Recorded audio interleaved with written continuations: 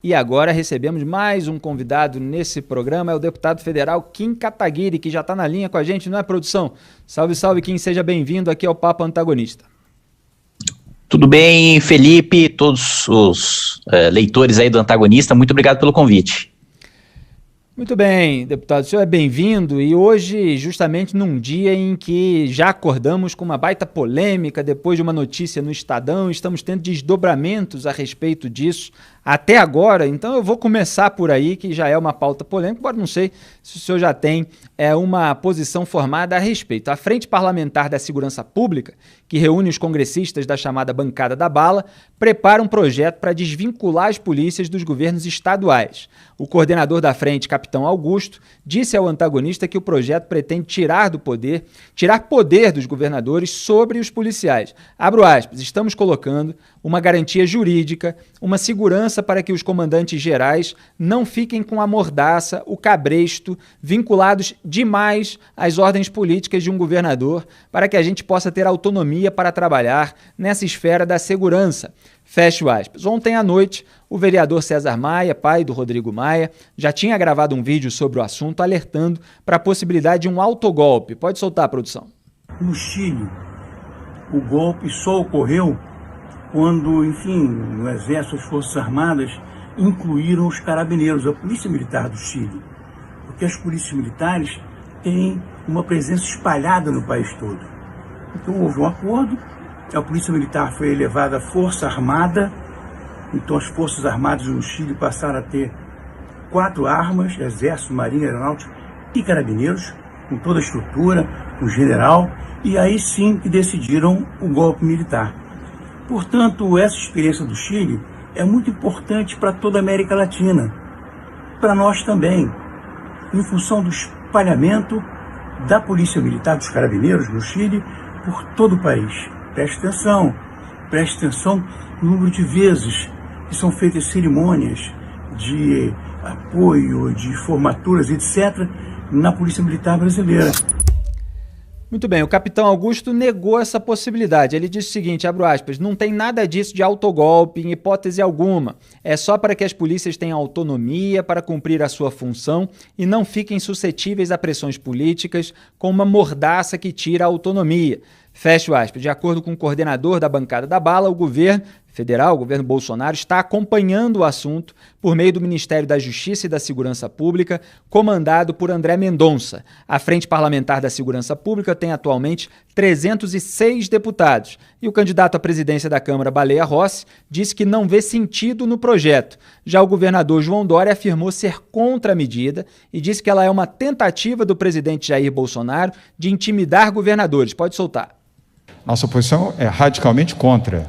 Já transmitimos, inclusive, aos nossos líderes em Brasília, na Câmara Federal e no Senado, a posição contrária a essa proposta que veio do Legislativo, mas inspirada no Palácio do Planalto, nessa visão de quem gosta de pólvora, de cheiro de pólvora, que é o presidente Jair Bolsonaro. Nós preferimos atender e manter as polícias militares, e essa é uma posição que eu já, no nosso grupo de WhatsApp com os governadores, percebi que é majoritária entre todos os governadores. Não há nenhuma razão que o justifique, exceto a militarização desejada pelo presidente Jair Bolsonaro para intimidar governadores através de força policial militar.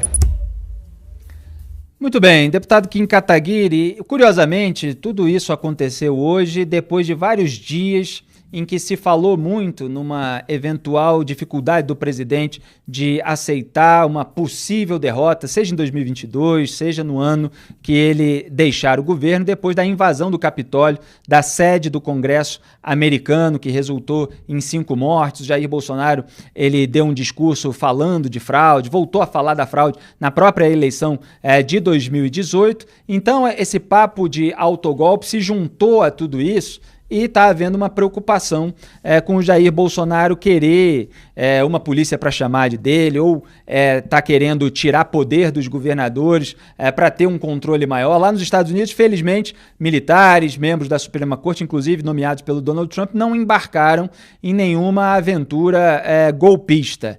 E aqui, isso causa alguma preocupação no senhor, deputado?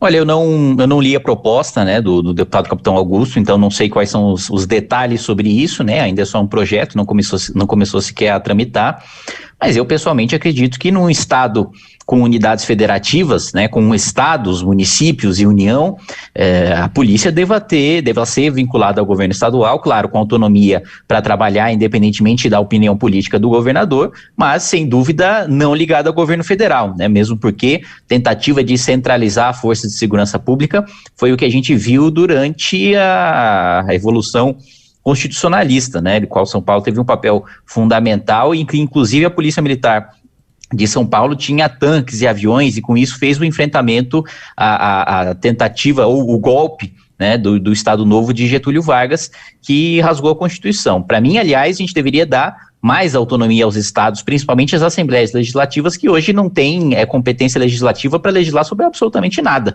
né? O deputado estadual hoje legisla basicamente sobre o orçamento do estado, mas não decide sobre trânsito, não decide sobre questões administrativas, não decide sobre questões tributárias, né? A capacidade de legislar sobre tributos estaduais é muito reduzida, não decide sobre crimes também, que é uma coisa que a gente tem nos Estados Unidos. Enfim, a própria história do Brasil, né? A gente, diferente dos Estados Unidos, que foram estados separados que resolveram se unir em torno do governo federal e formar um governo federal, a gente começou de um governo federal que resolveu se dividir em estados, e essa herança a gente tem até hoje com esse poder centralizado.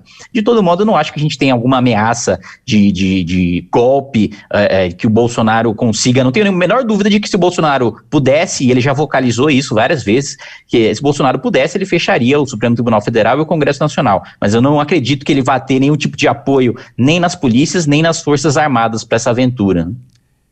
Certo, deputado. Eu vou ler aqui duas repercussões a respeito desse caso. O general Carlos Alberto dos Santos Cruz faz um alerta sobre o projeto que pretende reduzir o poder dos governadores sobre as polícias. Abro aspas para o Santos Cruz. Uma coisa é estudar e discutir uma lei orgânica, o que se faz necessário. Esses textos aí apresentados sobre estrutura hierárquica e outras considerações, como instituições militares permanentes de caráter nacional, precisam ser analisados. E o antagonista mostrou, no caso da PM, o texto prevê a criação do posto de oficial general, criando uma equivalência da polícia em relação às Forças Armadas. E o Santos Cruz continuou, tem que ver de quem é a proposta e qual é o parecer da Inspetoria Geral das Polícias Militares, por exemplo. A simples apresentação de um assunto desses, de maneira superficial, é precipitação. Precisa de muito estudo, análise e definições. Então essas foram as declarações do general Santos Cruz. Agora há pouco, porém, o próprio presidente da República, Jair Bolsonaro, deu mais uma declaração dessas que repercutem bastante. A gente tem em sonora já, produção? Produção é rápida, vamos ver se a gente já consegue aí o próprio vídeo do Jair Bolsonaro nessa manchete que acabou de sair do antagonista, ele falando sobre o único ente, a única pessoa, seja lá como ele se refira a essa pessoa, pode tirar ele do poder. Tem aí, produção? Então, pode colocar. Você não sabe o tamanho da minha paciência. Eu sou imbrochável, tá ok? Então vão ter que me aturar. Só Papai do Céu me tira daqui. Mais ninguém. Somos um grupo, tá, presidente? Muito bem, só Papai do Céu me tira daqui, mais ninguém. Ele falou também, eu tenho mais um trecho por escrito, logicamente você não vai ter nunca um presidente perfeito, né? Mas tem que fazer comparações. 2 anos sem nenhum escândalo de corrupção, cada vez menos recursos com a lei do teto de gastos, fazendo mais. Alguns querem que eu minta, que fale que o Brasil está uma maravilha. Não está uma maravilha. Sabe nossa dívida interna como está? 5 trilhões de reais. É sinal de que estamos bem ou estamos mal? Então essas foram as declarações de Jair Bolsonaro. Tem uma salada aí, deputado Kim Kataguiri, mas ele está dizendo que só Papai do Céu tira ele de lá. E tem um outro ponto que eu queria abordar com o senhor também, é que o senhor tem chamado de corrupto, quadrilheiro e vagabundo, inclusive provocando ali os aliados do Jair Bolsonaro a processá-lo em razão disso. E ele está lá dizendo que não tem escândalo de corrupção, ele faz esse recorte da realidade. Qual é a sua avaliação desse quadro completo? Bom, primeiro, da última vez, né, que disseram que só Deus faz tal coisa, né, foi que só Deus afundaria o Titanic, né? Então, eu acho que ele não deve contar tanto assim com a bondade divina em relação ao seu mandato de presidente da República, porque Deus, apesar de benevolente, também é justo, né? E a mão da justiça divina é pesada. Então, primeiro, ele fala, né, que o Brasil está quebrado e que querem que ele diga que o Brasil está uma maravilha, né? A dívida interna está 5 trilhões, mas a dívida chegou nesse ponto, né? E ele está fazendo o quê para diminuir essa dívida, né? O que ele fez no ano passado foi conceder privilégio tributário ilegalmente, né? As contas do presidente no Tribunal de Contas foram aprovadas com ressalvas porque ele concedeu renúncia tributária ilegalmente para setores, para corporações, né, que devem ter algum tipo de afinidade, algum tipo de ligação com ele e sem apresentar a fonte de receita, né? Na lei de diretrizes orçamentárias, a gente estava com uma meta, né, de ter um déficit de 150 bilhões, o governo, de uma semana para outra, resolveu adicionar 100 bilhões e não deu essa justificativa de onde é que